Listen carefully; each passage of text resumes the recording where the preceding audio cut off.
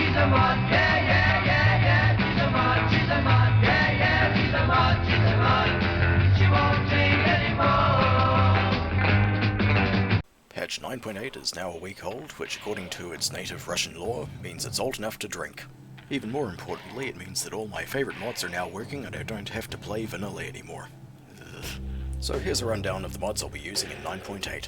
First and foremost, I'm using the Extended Visibility mod, XVM, based on Quickie Baby's configuration with a few tweaks to it. As you can see, I'm using the Tank Carousel mod that Circumflex's favours. I've set it to 2 lines and the vehicle icons are at 80% scale for one particular reason, so the tank filter options on the left of the carousel fit perfectly. This is what the standard carousel looks like with XVM, and those icons on the left bunching up just look unpleasant from a design perspective.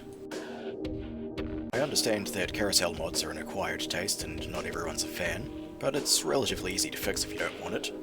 In fact, you can fix pretty much everything with XVM, just configure it to your heart's content. If you want to tinker around with the settings, just download the program Notepad++, it's freely available and very handy, good program.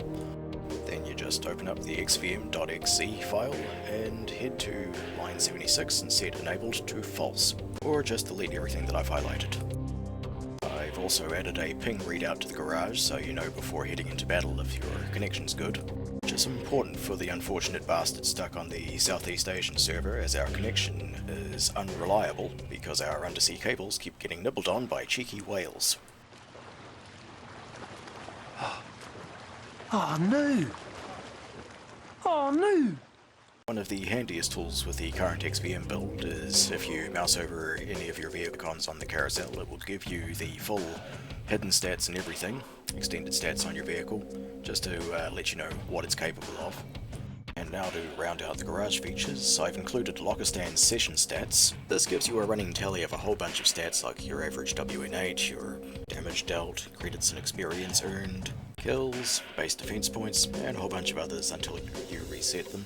And it also gives you your per game stats, which is a handy way to keep track of how you're doing in a given session. So that's enough of the garage, let's see what the in-game stuff is like.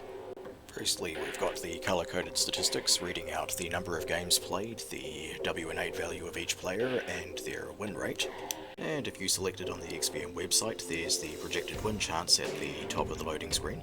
With the minimap, the blue circle is your vehicle's view range, the orange one is the maximum spotting distance beyond which the server won't bother checking to see if you spot an enemy vehicle, and the white square is the render distance beyond which the server won't bother drawing in any of the vehicles that anyone else has spotted. As you can see, I'm using Jimbo's crosshair mod. I wouldn't bother, but it's the only way that I can get the server cross to work properly. The server cross is that little dark blue cross there with the little pointy bits on it.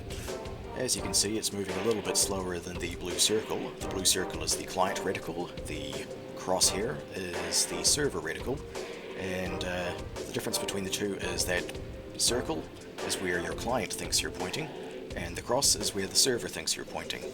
And why is this important? Well, the client thinks I'm pointing at this Tiger P, but the server thinks I'm pointing in the building next to it.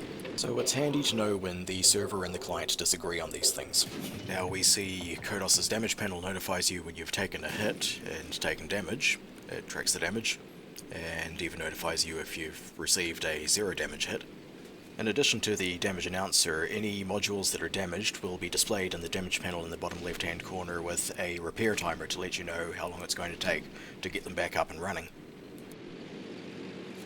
And finally, there's Battle Assistant with its third-person artillery view, which helps you sort of get an idea of what the shell's vertical trajectory is going to be. And beside being useful, it makes the artillery experience just a whole lot nicer, so if you're suffering through it to get the artillery missions, it'll take the edge off. So, those are my picks for 9.8.